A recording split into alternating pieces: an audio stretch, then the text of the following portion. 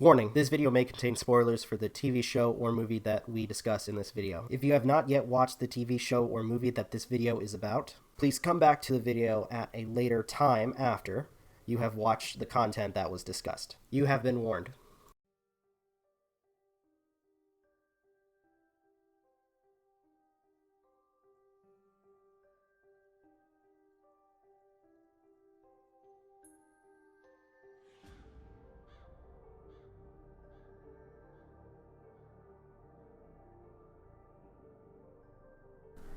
How's it going, everybody? This is Rob of Novakast, back with another video, and oh my gosh.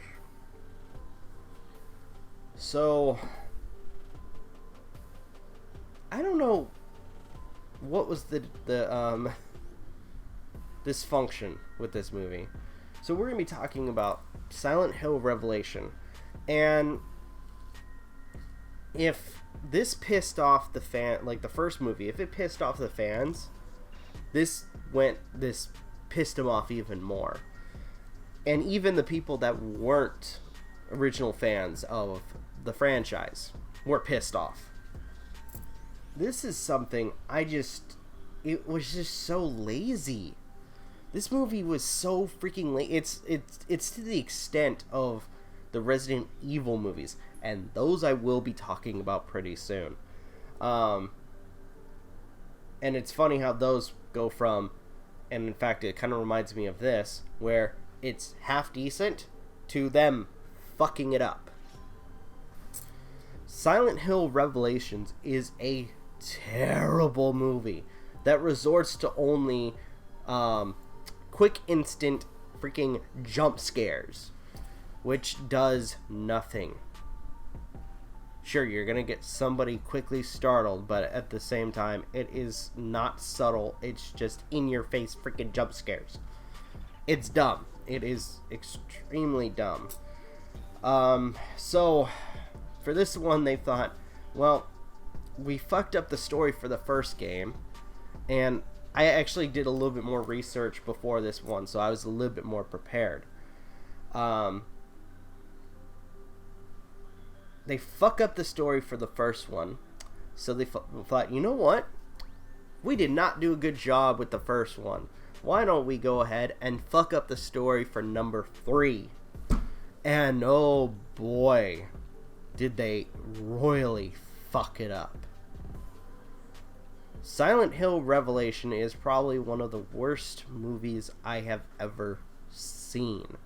Not to mention the fact that they kind of say fuck it to the story from the first game. And not only that, it just there are points where it gets weird to the extent of, again, the jump scares, and them kind of not even giving a shit about the story from the first game and what the hell they were writing. Like, there are instances where it just kind of contradicts itself. Oh my gosh, fucking. As I freaking freaking mess with my table. So, yeah, the character we follow though is Heather, or Cheryl, or Sharon, as it's said in the movie. But we follow Sharon, who is now named Heather, having to deal with day-to-day life, as well as finding out that her and her father, who I forgot to mention in the last video is played by Sean Bean, is being followed by the cult.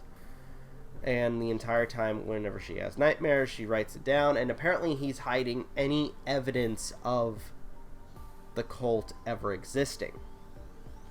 But it turns out that doesn't happen, or he fails in that because they end up kidnapping him, and she proceeds to go into Silent Hill. And that's and I want to point out, I don't care. I don't care if I spoil it, okay? Fuck it. This movie is so freaking terrible, and there's a lot of things that they could have done way better. Like, way better when it comes to like some of the setup for the scares.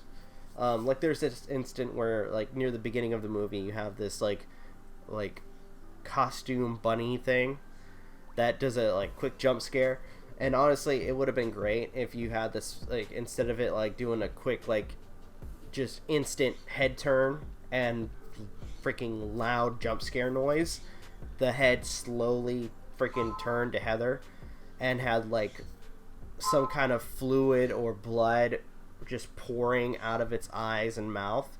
That would have been a great way to set up a jump, like a scare, but they didn't. And there are points where it's just the characters, the ideas are so confused. Like the cult, the witch hunting cult.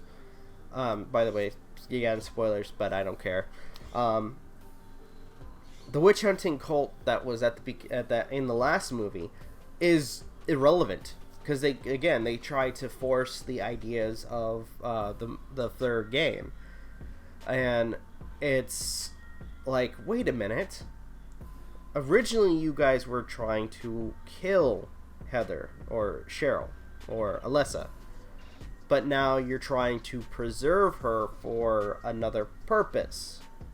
It makes no sense. Also, was it Michael McDowell makes a quick, pointless cameo in this movie. It's pathetic. It really is. I like Michael McDowell, and I feel like his talent was wasted with this. So, I don't want to kind of prolong it any further. This movie sucks. Plain and simple. So, to everybody, do not watch this stinker.